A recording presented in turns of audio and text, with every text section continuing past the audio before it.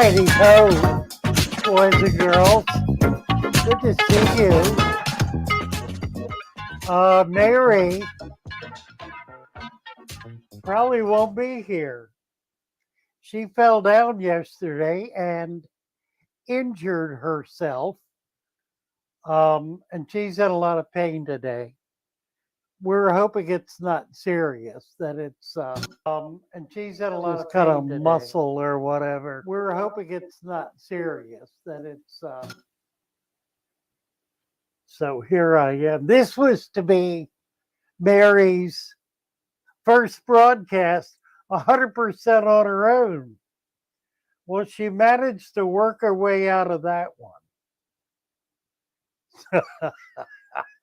So we'll see. ABC's here, James Green, Craig Duniger. Lee is here, I think, if he's still up. Who else? Oh, Irene. Irene is here. Sketty Nona. If she's awake, she'll be listening in, and I'm sure will not be able to not say hello. But she may be asleep. Her husband called me and told me that what had happened, and he was trying to keep heating pads on her. She may wind up going in to get some treatment if he thinks it was a pinched nerve. So we'll see. Anywho, who else is here? Lee is here.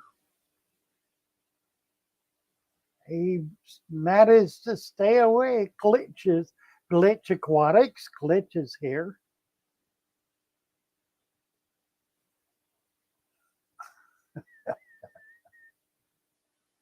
Lee's explaining his somewhat colorful history.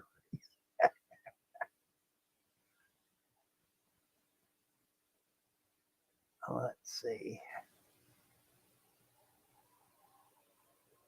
Lee says, "Bless you, Mary. You're made of hard stuff. You'll be back soon. Can't wait to see you." You betcha. Can't come to work today. I have the flu. Late night out more like Mary. What is this, Lee? Oh, right.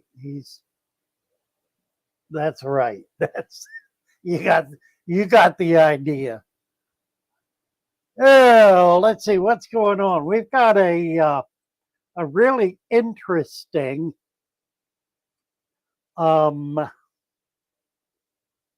conversation, I guess, going on Discord right now.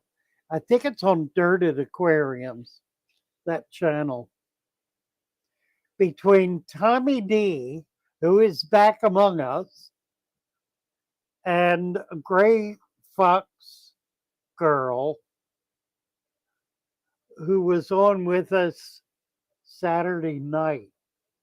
These are both master's level researchers in the field of biology who are doing research together right now on leaves, tree leaves, and the impact and effect of tree leaves in the aquarium. They're going through all of the available research, which is considerable, and hope to be putting together a list of the most desirable as well as the most needful leaves that you can put in your tank. So this is going to be really interesting. Leaves, of course, are the foundation of the food web in the natural world, in freshwater, in the natural world.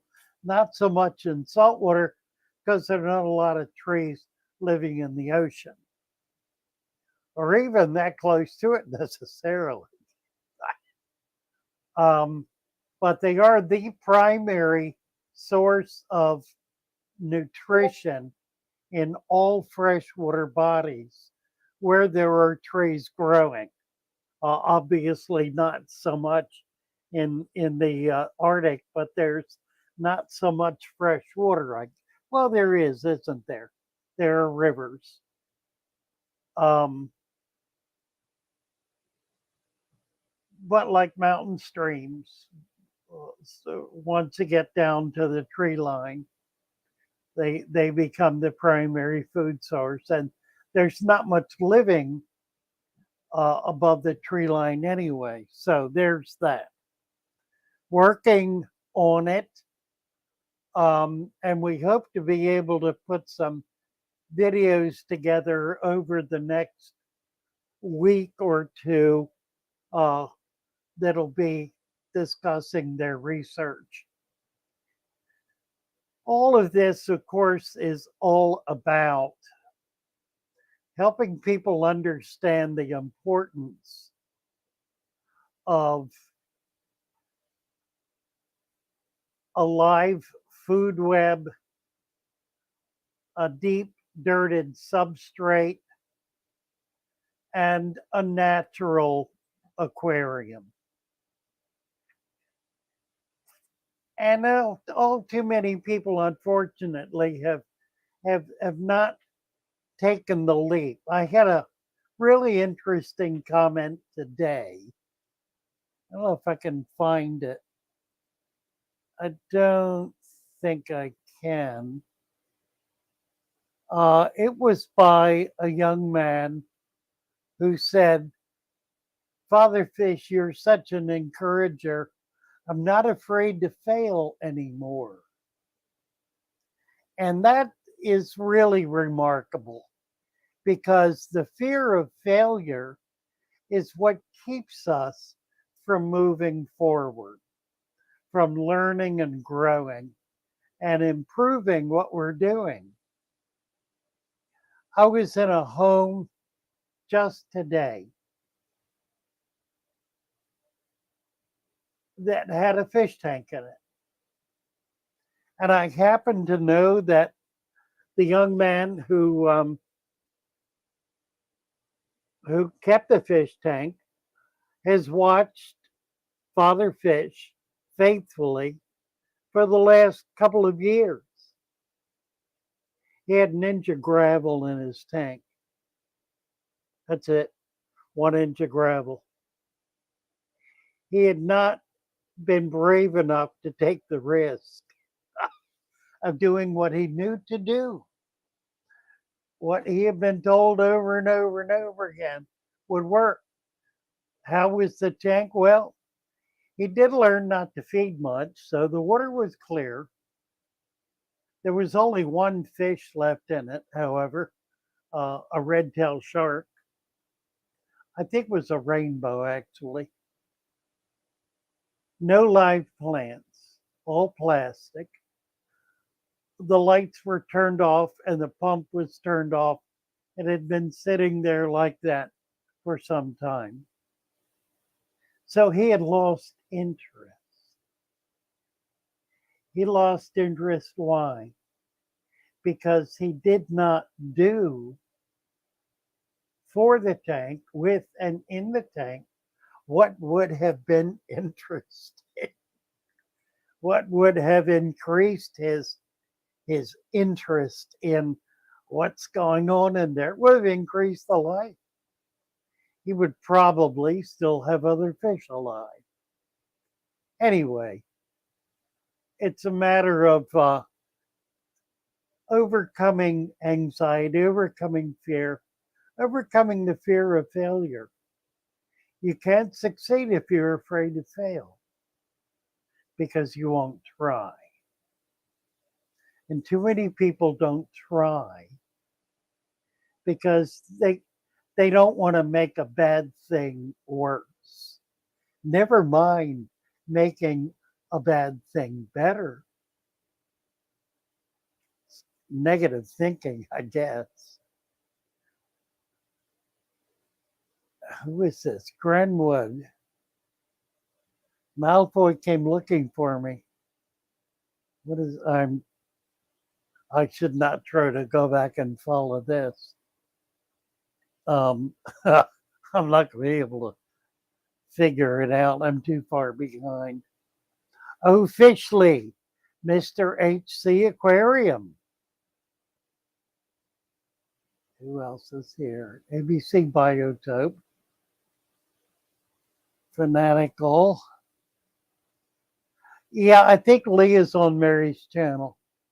I have Mary's channel open, Facebook, and Natural Aquarium, as well as Father Fish. And apparently, we're having issues with that. Apparently, YouTube doesn't like it. Why they shouldn't is beyond me. But I think it runs into the algorithm that discovers copyright infringement. So if I'm broadcasting on this channel and the same thing is showing up on another channel, that's a potential copyright infringement. Now, they don't, to their credit, they don't. All they do is notify. They notify me that another channel is using my material, and it's up to me then to decide what to do about it. If I want it discontinued, they will send a note to that person to discontinue it. It does prevent programming, the kind of programming that historically and traditionally large TV channels were built upon, networks and networking. I think frankly, if YouTube can work out the algorithm on this, that the next big move will be networking, which will allow smaller creators like my channel to merge with other smaller creators that are in other markets and be able to do things jointly in such a way as to not only bring people together, but inform others of who we are and what we're doing in ways that are not possible right now. About a year ago, the algorithm changed, and whereas heretofore I was reaching about 10,000 people every time I did a video, and ultimately getting 3, 4, 5,000 hits within 1 month. That dropped from those numbers to hundreds. The way it's structured now, I get about 2,000 views, notifications, of which about 10% will pop in. So my average video is somewhere between 2 and 500. The low end 200, high end 500. Occasionally I can get up a little higher. I don't see 5,000 videos, not routinely. Haven't in well over a year. And YouTube has done that, not just with me, but with all of the small creators. It's happened to thousands of creators. Of course, it also cut income down substantially, whereas I was doing about 1,000 a month. I'm now doing about 200. And there's no way to break out of that. It's pretty well locked in. It's a real struggle to try to move. If you look at my growth, it's non-existent for the last 12 months. I'm exactly right now where I was really 18 months ago. It's not been now longer than 12 months. So it's a little disheartening, and it is causing me to want to look at things like Patreon more seriously, and even other platforms, even though other platforms are not paying. YouTube isn't at all, for that matter. It pays the big guys, doesn't pay the little guys. Um, People who are doing a million views are making, here you go. If you're doing a million views, you're making 10 grand. A million views per video. If you do 4 or 5 1 million view videos, you're doing $40,000 to $50,000 a month. That's big bucks. That's like half a $500,000 a year. If you're at the level I'm at, which is 10,000, and not able to grow beyond that, there are a few. There are a few that have managed, for whatever reason, to be able to grow. I think you have to hit the growth spurt right away, and you've got to stay lined up on it. I've made mistakes. I've done things that caused the algorithm to stop me. Things, for example, like live streaming. I did live streams every day for a year. That that slowed my growth way, way, way, way down, because it made the average view on the videos much smaller than it was otherwise for a video. Well, bunch of in-house stuff that's maybe not important to talk about here. I don't know. Let's see. I want to get back to this leaf thing, though. That's kind of interesting. Um, we've been discussing the various kinds of leaves. Conversations always coming up. What's the best kind of leaf? Are there leaves that are dangerous? Are there some that are worthless? How do they break down? Which ones break down faster? Which ones provide a wider range of nutrients? Do the less common leaves provide nutrients that are maybe um, not as substantial in quantity, but vital in the microcosm? In other words, do they provide a trace element that's vital for the growth of certain kinds of animals? We don't have answers to any of those questions. So that's what these two folks are trying to do. They're trying to begin to get at some of the answers, and they're starting back at the beginning.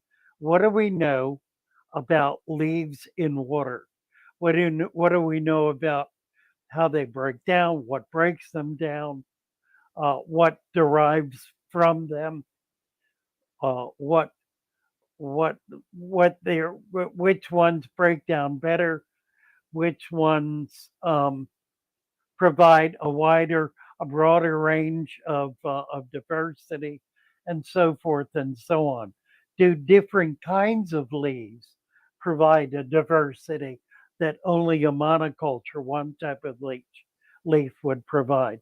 That's a really important question, because if that's true, then we should be doing a variety of species of leaves, of tree leaves in our tanks. So look for that. It's going to be coming. We'll be doing at least one video later this week, probably toward the end of the week. That'll be out this week, and then we're going to follow up for as long as this research goes on to learn as much as we can. And then we want to get into experimentation so that we can really have some firsthand knowledge of how this whole process works. You'll notice if you're following the 24/7 live stream on the Natural Aquarium, as well as on Father Fish, and it's on a few other channels as well. You'll notice that nearly all of the tanks that are on there, all of them are natural tanks. They're all deep substrate tanks. Most of them have leaves in the tank. What the fish keepers who are doing them have discovered is that having leaves in the tank increases the microfauna. It also provides, by virtue of that, provides a biology for baby fish. So we get more natural spawning and we get more growth with our baby fish, as well as other very small fish, the little tetras, for example. You think about it, a fish that's an inch long. Now you're 5.5 feet to 6 feet tall. That's 60 to 70 times bigger than this little fish. That's just height. 50 to 60 times. Reduce the amount of food on a plate by 50 times, 1/50th. Now, take the size of the fish and imagine the size of its stomach. What does it take for it to fill its stomach? Well, we see fish foraging around, eating things we can't see. So they're filling their bellies with foods that are invisible to our eyes. Now, I guess if we put our specs on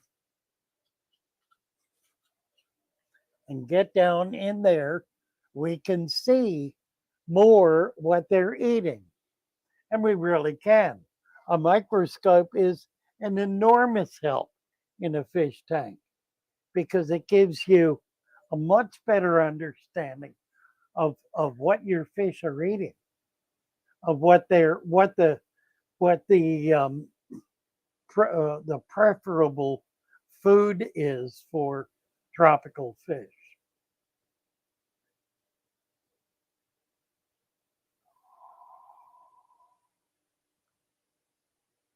Let's see what else we got going on here.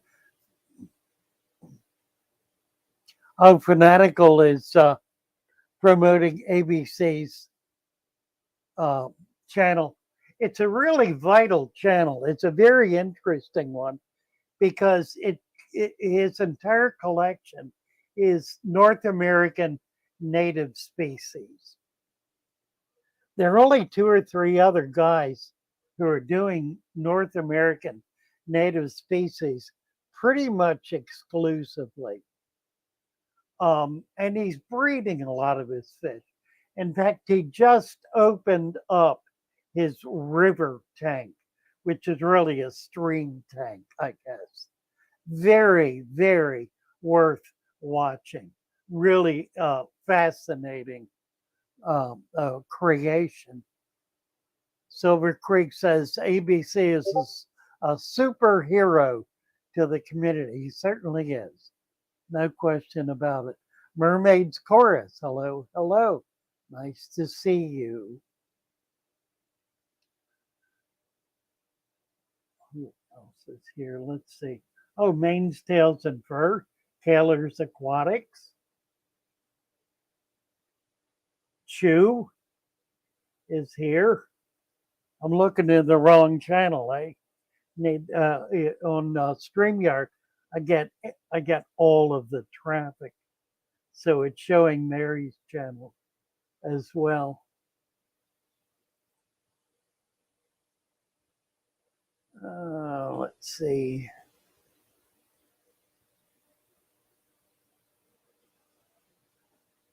Grenwood.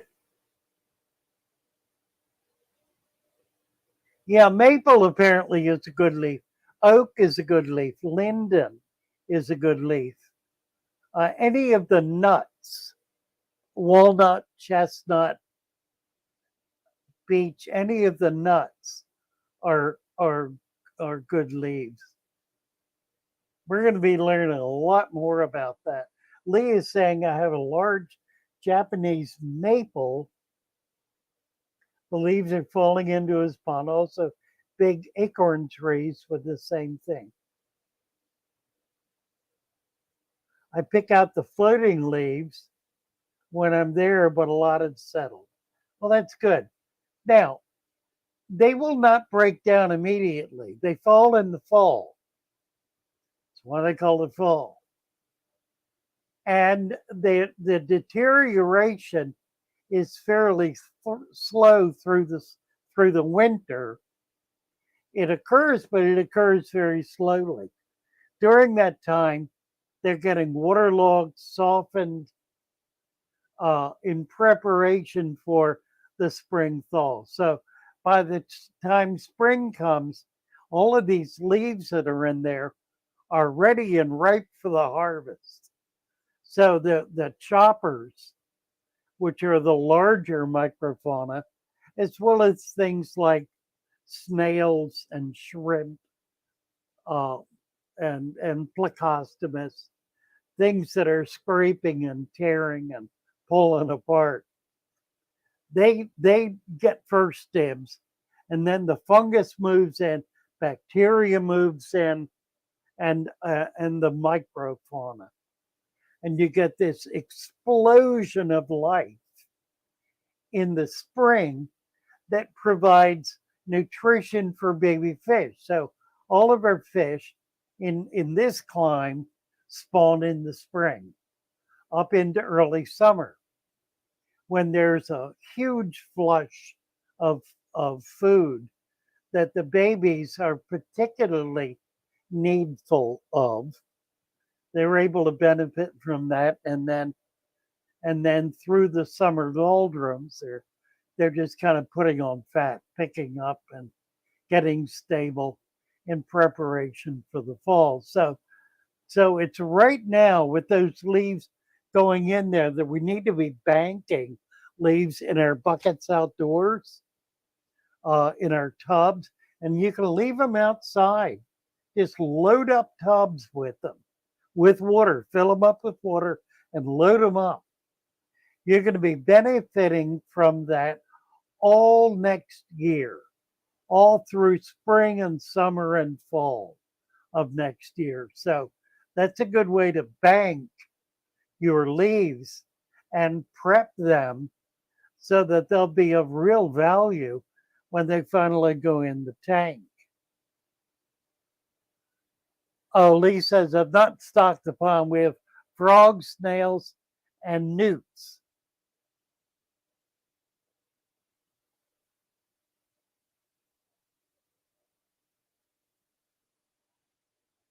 Newts. Okay. We'll.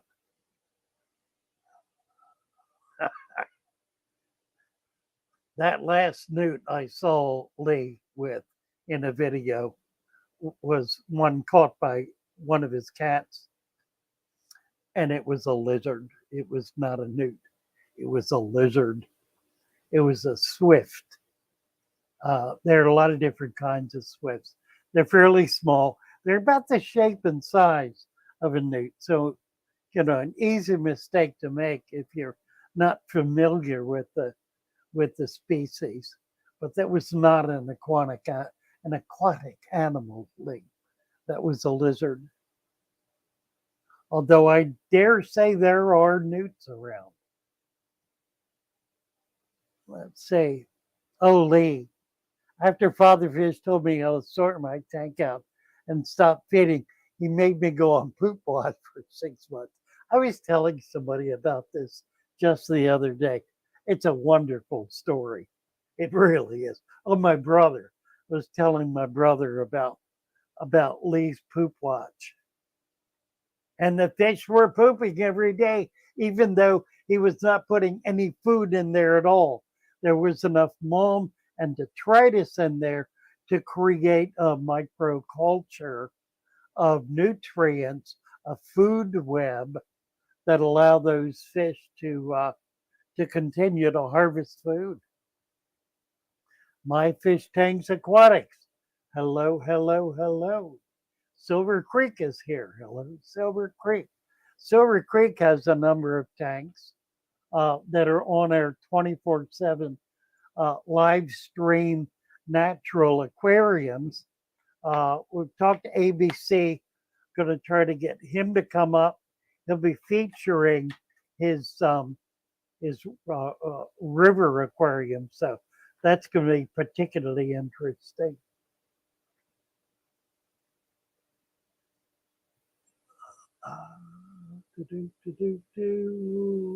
Let's see.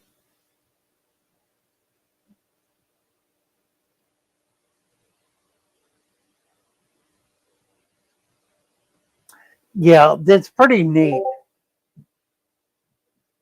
Pretty neatly. Corey Miller. Hello, Corey. Nice to see you. Good to have you with us. Fish Tropic Canada. Hello, Fish Tropic Canada.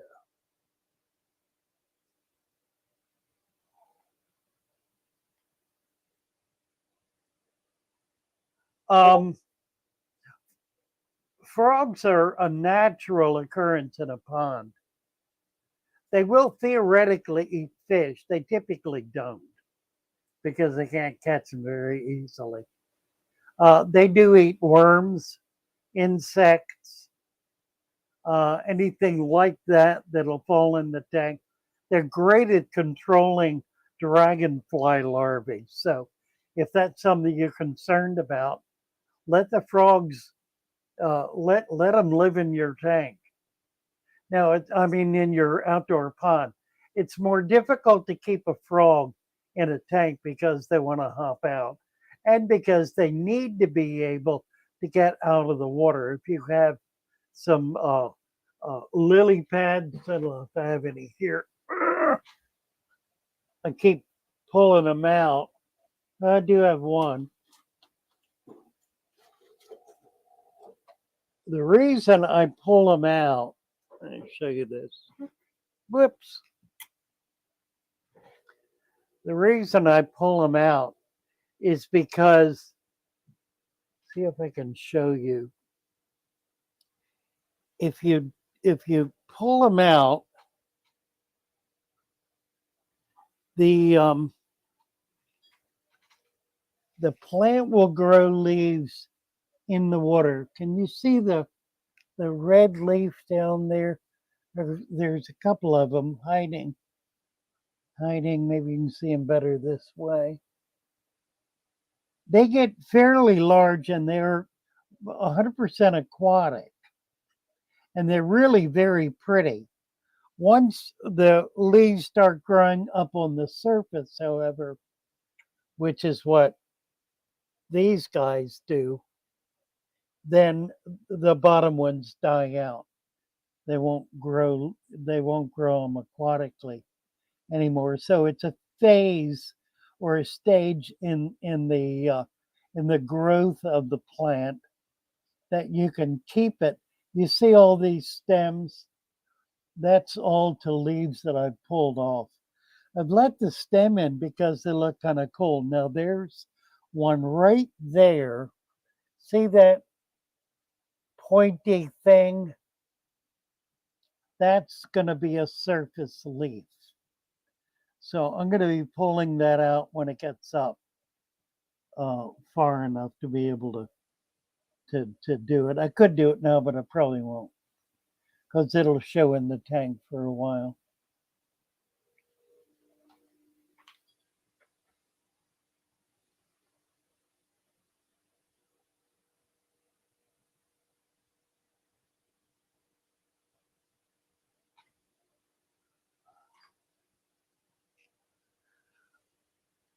I'm a nana.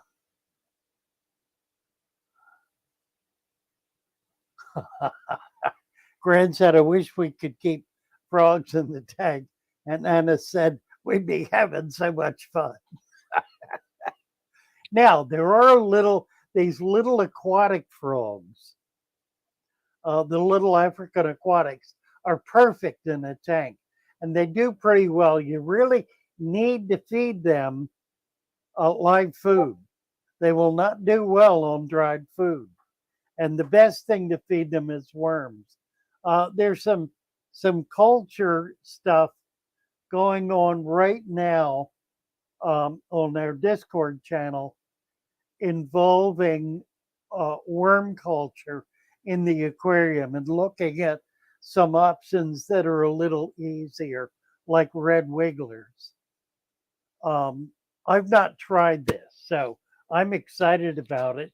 There are a couple of people doing it successfully. So if we could grow red wigglers, that's a much bigger worm, um, and would provide food for larger fish. And if it really will stay down in the substrate, we could culture them in larger tanks. That would be a huge boon to big fish keepers being able to do a food web.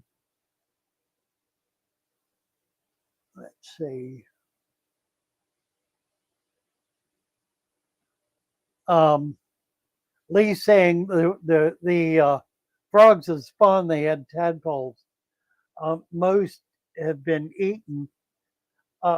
Yeah, they eat each other. They're cannibalistic. Tadpoles are. Tadpoles are also enormously aggressive.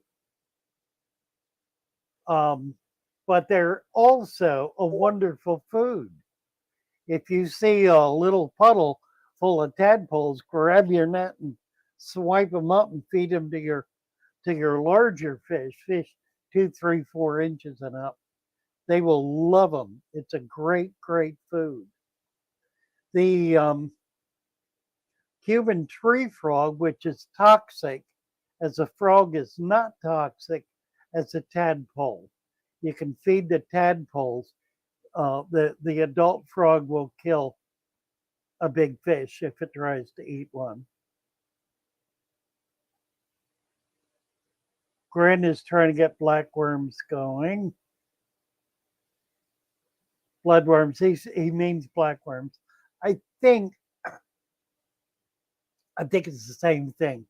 The bloodworm or the redworm um, is a nematode. The blackworm is actually a segmented worm. So they're two entirely different kinds of animals. The nematode was commonly available as a food for many years, up until about 1990, when the blackworm began to be cultured. There are only 1 or 2 farms doing it in this country, but they're superior because, frankly, they're cleaner. The nematode is harvested in the wild, typically in lake bottoms, creek bottoms, and the mouth of sewer effluent systems. So they tend to carry a lot more undesirable bacteria. Bass Queen 71, hello. Nice to see you.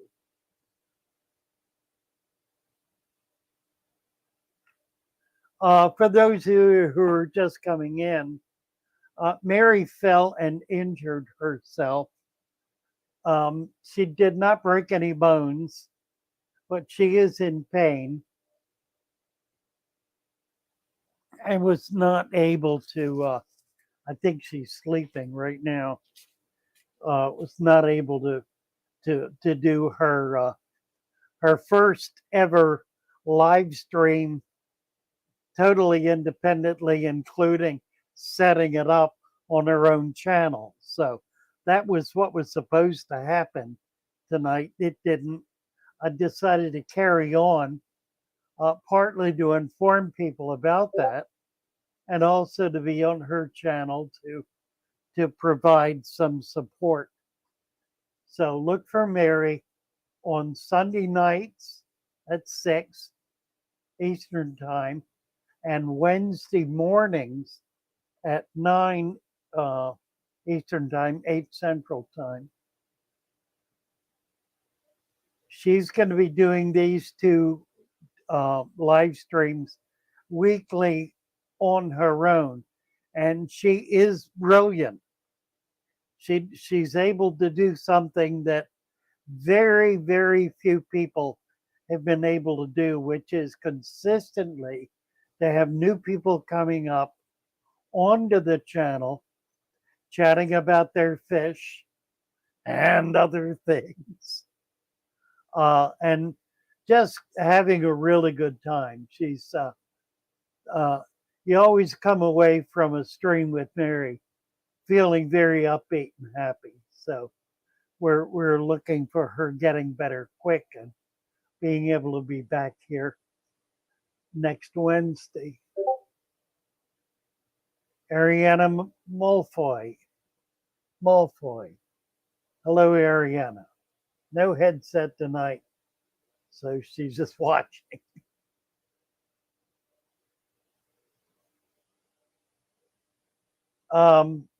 Yeah, Mary fell down yesterday and hurt herself. Didn't break any bones, but she's real sore. Fell in her shoulder, I think.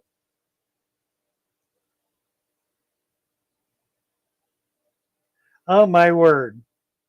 Yeah, Lee's talking about when Mary operated on her betta that had a cyst. We spent weeks encouraging her to do that. She finally did it, and it was effective. The fish lived another 6 months. It actually grew another cyst, which I think she treated again. So it finally did pass, as all fish do.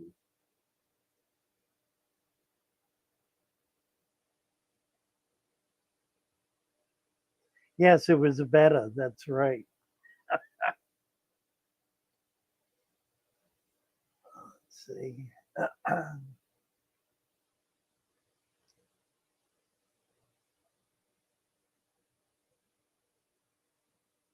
The red ones, yeah, the red ones are the bloodworms. They're coming from Holland. There's a good chance that they're pretty clean. Oh, I talked to Tommy Denda um, a year or more ago. He found a book written in the mid 1800s by a Dutch gardener who was a gardener in the Royal Gardens. He was one of the top gardeners of his time, who wrote a book about aquatic gardening. So we talked about, it's written in Dutch, about him doing a translation, which I would then do as a video, essentially reading it, perhaps with a Dutch accent. We never got around to doing it. I reminded him of it. He said if I ever get ready, he'll be supportive. So it's something I'd like to do if I can wrap my head around getting started. It takes a couple of weeks of prep.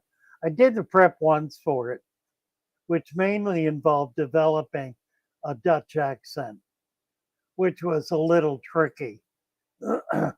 But I kind of was getting there, and I think by doing it more, it would have come out better.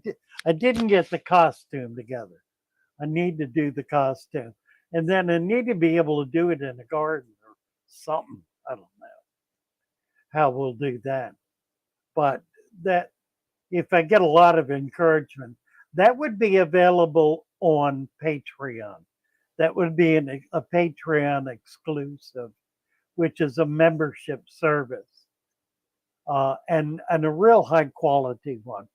So maybe someday we'll do that. Hate to be that Silver Creek Aquatics. Saying Leahy has African clawed frogs, setting up a species tank for them. They're 2.5 inch long. They get big. African claws will get a foot long. I've seen them a foot. They get quite large. Um, and they've been spawned, but only with um, chemical assistance, injecting them with testosterone to get the male in spawning mode. I don't know that they've been bred otherwise. Part of the difficulty is they have to be quite large, and that means a big food bill and a big enough operation to be able to house them in something substantial as well as substantial numbers. You need at least a dozen in a big vat uh, to be able to work it right. But they are cool.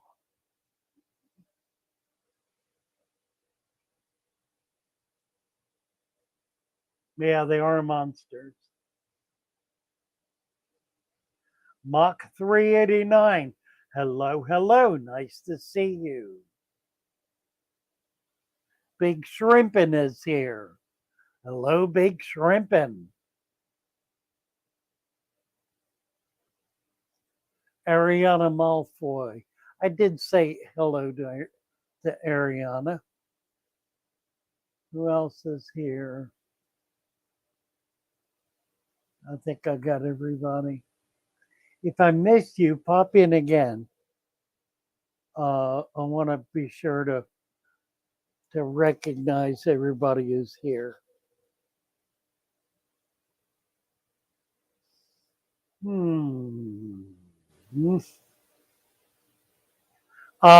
to mention again on Discord we have two master's level researchers.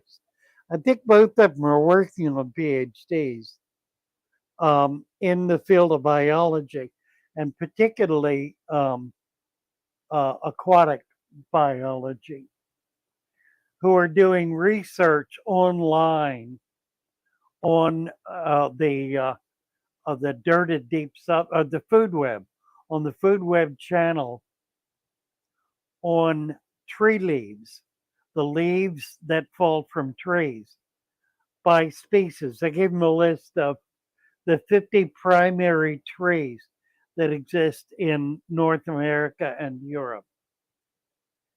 So they're working from that list and examining leaves from the most popular to the least based on how they break down, what their nutritional value is, whether they're toxic or not, all of those kinds of issues. So what's going to grow out of this is going to be some pretty good documentation on the kinds of leaves that we need to be using in our tanks, and whether there's value in diversity. In other words, does it make sense to have leaves from a number of different kinds of trees rather than just one? So it's going to be, it'll be a really interesting project. This is unique research. I'm sure it's not going on anywhere else. And they're going back to the foundations of the field, which is the effect of leaves in aquatic environments.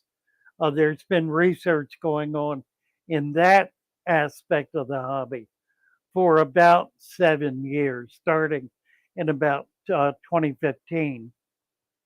So they're reading all of that research. Not a great deal of it, but there is some. And then doing this original initial phase is all based on research. Following that, we'll develop some protocol for some experimentation, some lab work, and to do that, we'll be involving more of the folks who are maintaining natural food webs. So it's going to be a really exciting project and one that I think will benefit those of us who want to be doing natural aquariums and food webs and being able to create the kind of environments that allow fish to spawn naturally and to rear their fry. So that's in the works now. Tommy Denda and Gray Fox Lady are both working on this. We'll be doing an interview with them later in the week, and that'll be available as a video. So you might be looking for that.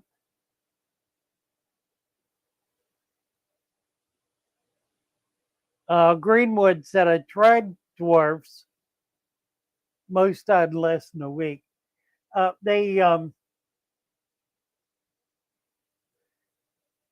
a couple of problems with them. They can come in diseased with a bacteria that is virtually impossible to overcome. They also can come in starved. Now, I get mine when I get them from a supplier who gets them directly from a farmer, and they're raised in many of them are raised in Florida, so we're able to get pretty healthy ones, and they hold up well. But the problem with them is they really require live food, and that means worms. It also means scuds or other similar things, mostly worms, uh, larvae, dragonfly and caddisfly larvae, those kinds of things will they'll do well with, but without that, they're not going to do particularly well. You can do brine shrimp, you can do white worm. White worm is great, uh, or any of the other larger live foods that are culturable that can be cultured. Gren's trying to get blackworms going. Yeah. Um, I should try to get some in that I can. I've yet to decide. I've been here 3 months now. I've yet to decide what to put in my tanks. I brought a few fish up with me, and that's what I've got. I've still not bought anything. And I think my problem is I've only got 5 tanks here, really four. One of them's an empty slot at this point because the tank cracked. Um, I've got them planted, I got them set up, I got water in them. They're running. I don't have fish in them. What I did have were some darters, and my brother decided that he wanted a natural fish tank, so I set up a 20 for him and put the darters in it, and he's thrilled. But I don't have them now. So I got to do something. I just can't figure out what to do. I can't really do 5 species, is the problem. Although that's probably what I'm going to try to do. I do have a lot of small bowls and smaller containers, smaller tanks that I can set up. I got to figure out where to put them, but I'm sure I can work that one out if I wind up with fry or things like bettas. And I really want to do bettas. I love bettas. I'd like to do bettas again. I'd like to do bettas in a food web system. I've done it before. Did not have a strong food web and raised some. I'd like to have a stronger food web where I'd be able to raise a larger portion of the spawn. Sewer Quigley, I have a 4-foot 120, but they aren't going in it, filled with large mollies. That's true, they'll get eaten quicker. He's talking about the frogs.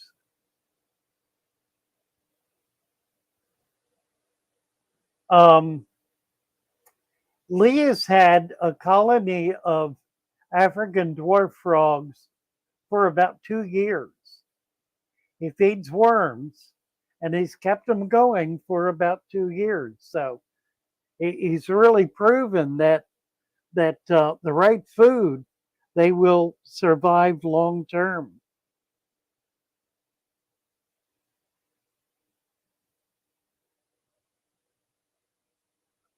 Lee, we just want you to get back here playing, doing some music, having some fun, coming in and playing. We always gave Lee allowance. Very few other people, we gave Lee allowance because we understood. Let's see what else. We're about out of time here. Let's see. Did I see the video of your tank after us for an update? Sue and I were thrilled to be with you that night after so long. I have not. I'll get over and look. I did stop in once, but it wasn't up yet. But I'll check again. And it was delightful having you both. It really was just a delight being able to chat again after such a long time. A lot of people are beginning to coming back through the door. People who have been busy have had other things happening in their lives. Or Tommy Dendo is a good case in point. I was thrilled to see him and some other folks coming back in Discord, which is wonderful. If you have not visited Discord, please by all means do so. May not be your cup of tea, but it may be just what you're looking for. And if you're in the chat here, you're going to love it there.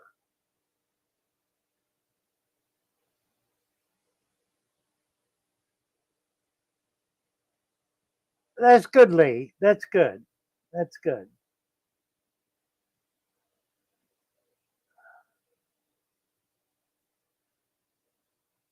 Let's see.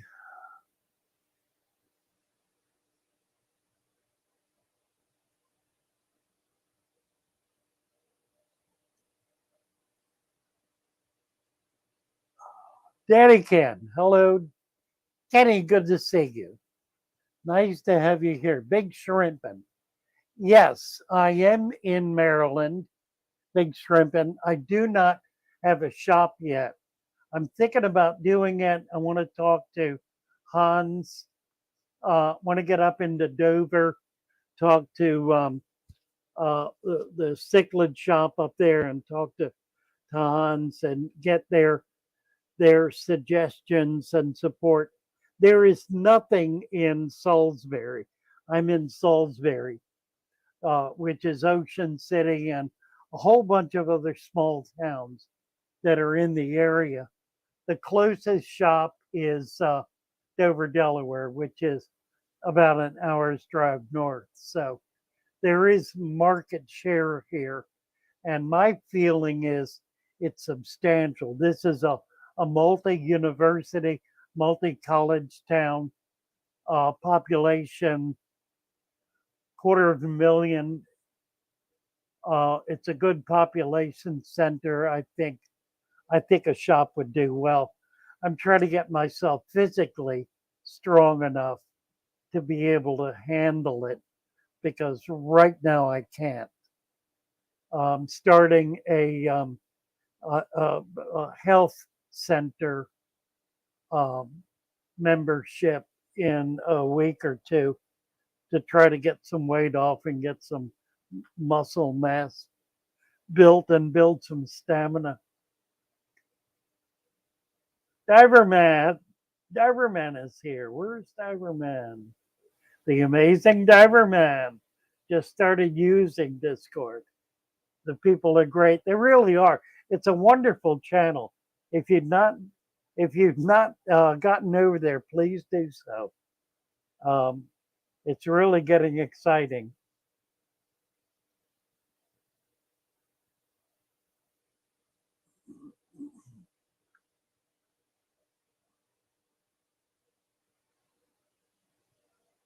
Silver Creek says, "Hi again, Diverman. Glad to see you around their neck of the woods as opposed to the sea bottom. Welcome to the land dwellers."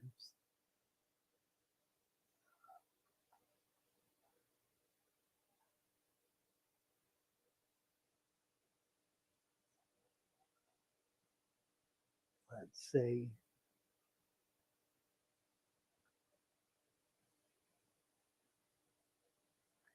Keto diet for weight loss. Yeah, I think so too. I've not been able to do it. It's very strange. I have, I seem to have no control over what I put in my mouth. I mean, I can hold a cookie. I'm diabetic. And I say, I can't possibly eat this. Now, the fact that I've got the cookie in my hand, I recognize is the problem because I've gained access to it. And that's as difficult as seeing them in a box on a store shelf and picking it up. That's the problem. And I can look at it, I can say, I can't do this, cannot do this, absolutely will not do it. And I'll pick it up and put it in the basket and take it home. I can control one a day. So, anyway, I met with my new diabetic doctor Thursday. Who's a young woman, very bright, and very kind. I told her the trouble I was having with trying to stay down at 120. She said, "You're 82 years old. I want you to stay below 200. 150, 160 should be your goal. Stay below 200." And then she put me on a different medication, different insulin, 70/30 as opposed to, I was on too long lasting. Boy, has it made a difference. Oh, first day I was at 300. Second day I was at 70. So I got hold of that real quick. Um, but she gave me permission to eat some things I really have always loved and have been denying myself these past 20 years. Ice cream, I don't know. As far as I will go with that is an occasional milkshake. I just can't pass up a good milkshake. But I'll bet you I've not eaten a milkshake in a year. So I now have permission. And she gave me a fast acting insulin so I can cover that real quick. Maybe it'll make a difference. It'll probably make my weight loss, but oh well. 2 bar 908. Oh, here we go. Ariana. The only tank right now I'd love is a saltwater, but yeah, not happening because she's in a landlocked state. Yeah, and the best way to do a saltwater tank is to be near the ocean. I'm going to do one. I haven't figured out what, where, or how. I think what I need to do is find a surface and put a tank on it. And I've got a surface. I've got a big surface. I've got this cabinet. Let me show you. This wonderful black oriental cabinet right here that's 4 feet wide and about 14 inches deep. that I could put a 55 on. And wouldn't that be cool? A 55 saltwater. Definitely get into that. And then be able to uh, to do a lot of native stuff with it. There are a bunch of natives I really want to get, saltwater natives and uh, stronger brackish water natives, like sticklebacks. I'm dying to get sticklebacks. So that'll be next year's project. I'm half an hour from the ocean. So I can get over there, I can get the sand, I can get everything I need. What I'm trying to find is a grass flat. I need a grass flat. I've not been able to find one yet. I think I know where I can find one in Assateague on the bay side. So we'll see. Let them throw me out of there. All right, we are at 7:05. We're going to wrap this up. Oh, Lee said I went out for milk and bread and came home with beer. Yeah, that's something I've been able to get off of because of the diabetes. It's helped me to control a lot of things, but one of them is not weight, and I think it's got to do with something else. Anyhow, hopefully I'm going to get hold of this and be able to get the weight down this winter so that come next spring, I'll be raring to go. That's the game plan. God bless you all. Nice to be with you. I will be back tomorrow evening, Monday, with a forum. We'll have some folks talking about whatever it is we talk about. We may do the leaf thing tomorrow night, may do it live rather than a video, although I really want to do a video. We can probably accomplish both. We'll see how it goes. Tomorrow night at 7 o'clock. And then Mary will be here Wednesday morning, we hope. Next Thursday, we'll do another forum. And then Saturday, EJ. EJ was with her children all day yesterday. Her son is a budding actor and is very active in the drama club at his school. And they had a regional meet where their group, their club, did short skits with other clubs in competition, and I think they won first place. So she was all day with that yesterday, and I know just thoroughly enjoyed it. So she'll be back, however, next Saturday. We'll be back on track. And I will see you all tomorrow evening. God bless you. Wonderful to be here. Delighted to see everybody. Lee, happy you were able to stay awake. You can go to bed now. Nice to have you all here. God bless you. Bye for now.